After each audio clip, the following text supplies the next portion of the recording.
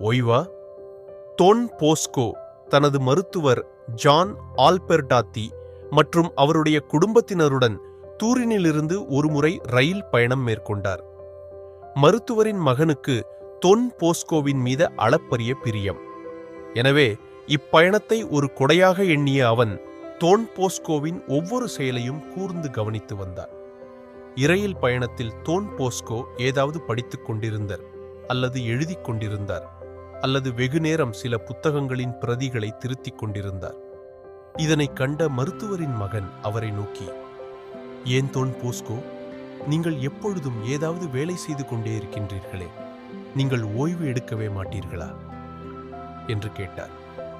Ton Bosco அவனிடம், "அன்பு தம்பி, வெவ்வேறு பணிகளை மாற்றி மாற்றி செய்வதும் ஓய்வுதான் என்பது உனக்கு தெரியாதா? இப்பொழுது உண்மையில் நான் ஓய்வுதான் எடுத்துக் கொண்டிருக்கின்றேன்" என்றார். இவ்வாறு ஒரு அயராத உழைப்பாளியாக விளங்கினார் நம் தந்தை டொன் போஸ்கோ.